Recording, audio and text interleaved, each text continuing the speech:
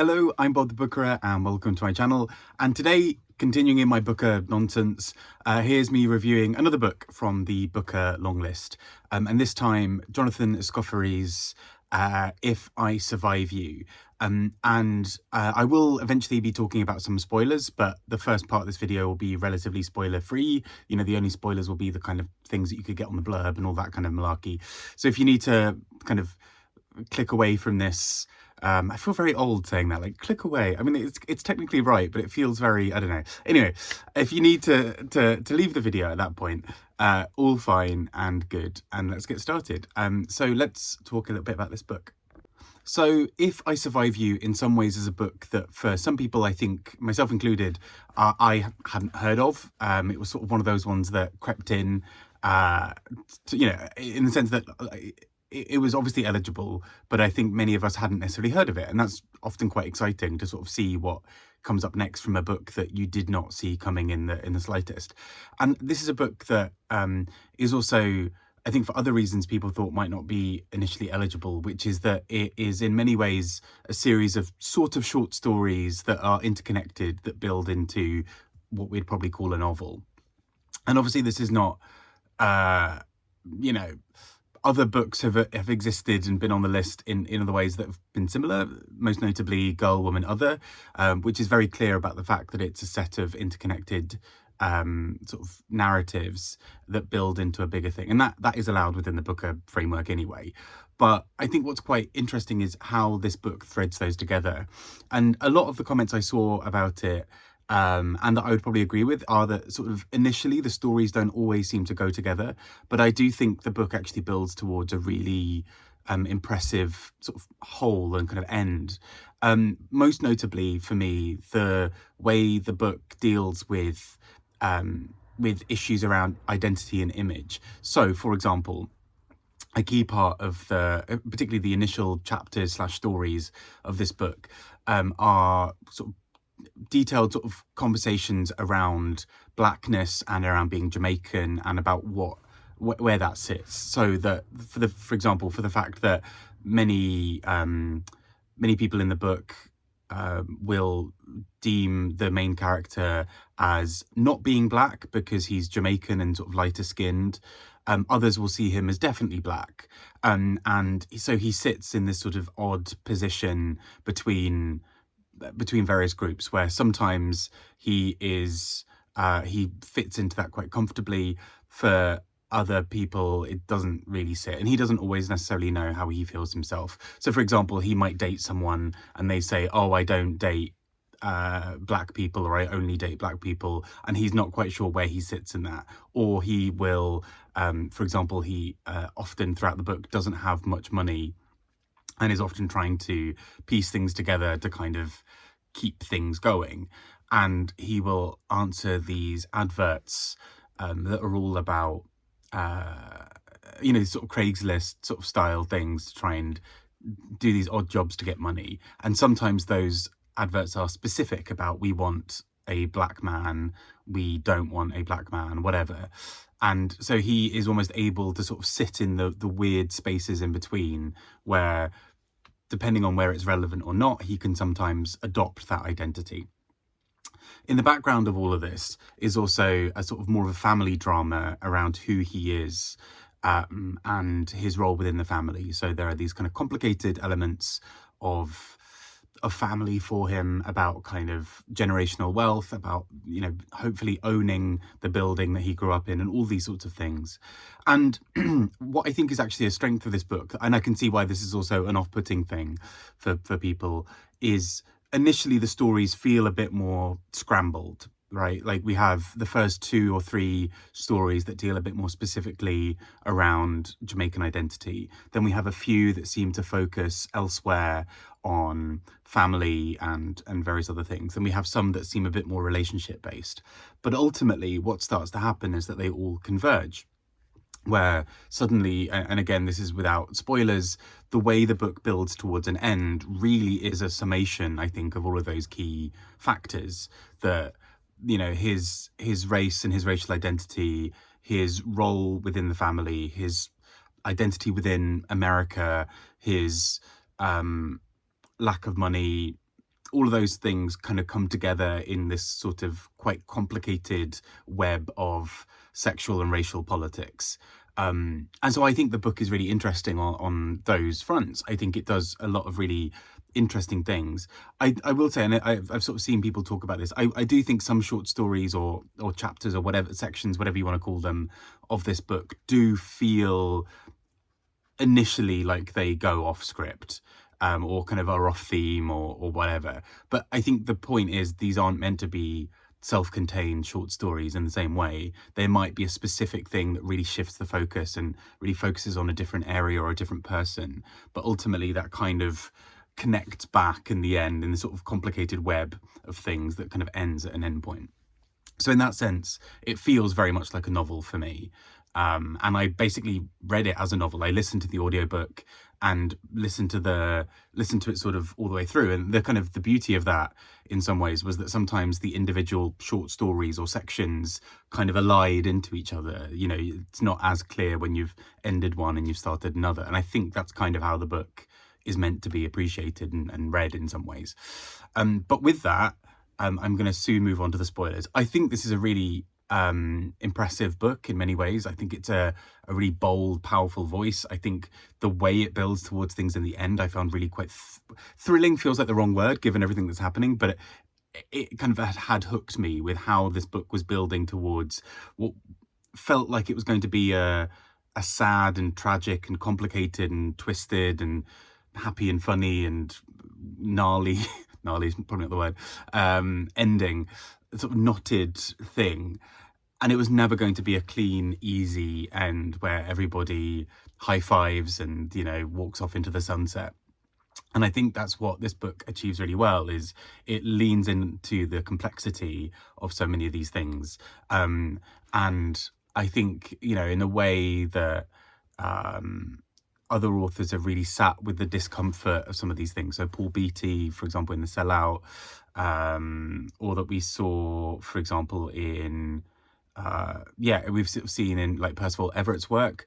I think sitting in the discomfort and the complications of racial and sexual politics and kind of achieving something quite clever at the end of it through that, I think is what this book does really well.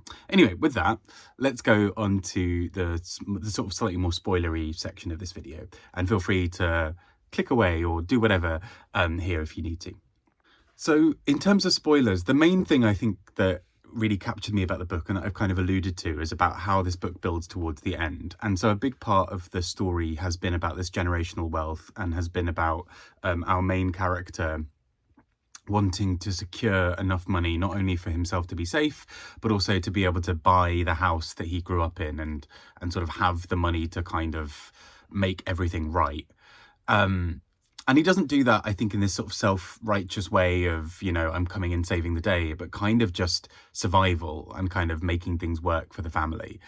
And what that then starts to look like, I think, is where this book is really interesting. So towards the end, there are a few sections where he answers a Craigslist ad from a woman who wants to be punched in the face.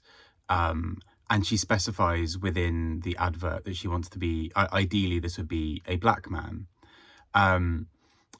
This is sort of one of the weirder and more uncomfortable parts of the book to read. It's a really tricky thing. And he sort of, as a result, is caught in the middle of potentially having been tricked by this woman, but also maybe not. It becomes a bit blurred where, you know, this woman, her racist family come in after the act, and he is unsure about whether that has sort of been set up. I think we as the audience are meant to see it as sort of partly being set up, but also potentially a really bad set of circumstances. And again, that sort of, those complicated things around sexual and racial politics becomes really quite gnarled and twisted there. But a little bit later, he kind of goes back to his ways of going on Craigslist and finding these things. And what comes up next is a couple who want him to watch them having sex. And it's again sort of specified that they'd quite like a black man for this. And so this is sort of a thing where he is able to sort of say, well, in this scenario, I'm going to be black, and in other ones, maybe I won't be, and these sorts of complicated things. But again, it starts to build sort of up in intensity and kind of weirdness. So originally this happens, he feels a little bit uncomfortable about it, but it's money. They contact him again and they want to take the role play of this further. Then it builds to a time even beyond that where, you know, part of the deal had been that he would be loaned money if he sort of took part in this again, because he was so uncomfortable with it. And I think this sets up one of the most interesting discussions in the book, which is the ways that society, particularly sort of US Western societies, often require people of color to perform their trauma or perform their experiences in a way that is damaging to them and also positions them in a place where they can't really say no. So, for example, he is expected to take part in these things because this is sort of almost how the white characters around him are almost positioning it as sort of a reparation thing of, here's our way of helping you out. Look, we've given you a job, we've given you money, we've given you some extra way of surviving in this horrible world. We're good white people now. And I think what he does really well is sort of skewer that idea, because actually, kind of like in Kylie Reid's book, Such a Fun Age, the politics behind that are far more complicated, because actually he's being asked to perform something that is deeply uncomfortable. He hasn't just been given the money as reparations, he's having to work for it in a very specific and often dehumanizing way. This all comes towards a head at the end of the book, where he is essentially set up in a situation where he is racially profiled and is almost, you know, almost has the police called on him, almost has all these other things happening to him, all of which, you know, for the white couple enacting it, there's a feeling that like, oh, it's not so bad. Oh, that sounds like it was a bit scary, but that's, you know, you got paid, it's all fine, without acknowledging the kind of trauma and the like how horrendous that experience is for him. And so at that point he wants to walk away, but he needs the money. And this is where it gets really complicated, because he is still almost kind of indebted to this white couple, to, not indebted to them specifically, but he is reliant on them to be able to make ends meet and to be able to potentially get this house and all these other things. And when they betray him, it kind of makes it even more real to him that his experience of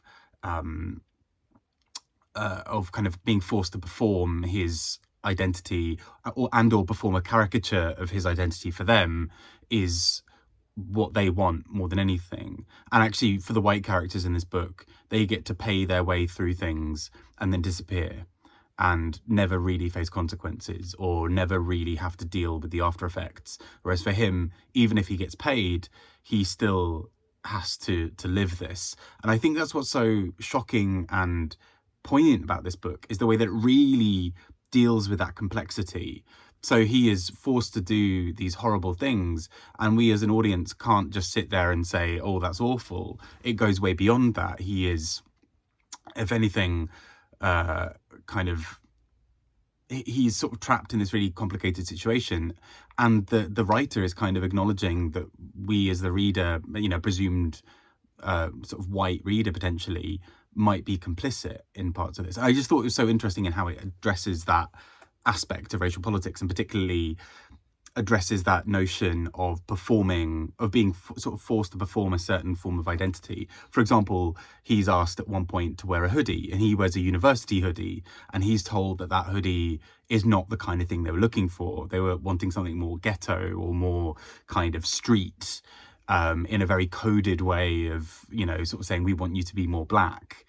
And he takes umbrage with that, to that, but is also, you know, needs the money from them. And so there's this really complicated thing that's set up there. So that's where I think the book really, really shines. And so I think it's a really interesting book. And I think really sitting with the politics of it, really sitting with the discomfort of this book is a real it's a real insight, and I think it's such a useful and clever book in that way as well.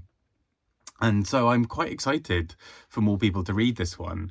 I think kind of on the surface, it's quite a brutal and quite a difficult book in terms of the content, but I think actually it's so clever in how it sort of unpicks some of the nuances behind some of those things as well. Anyway, I've been rambling a bit about this book. Take care and speak to you all soon. Bye-bye.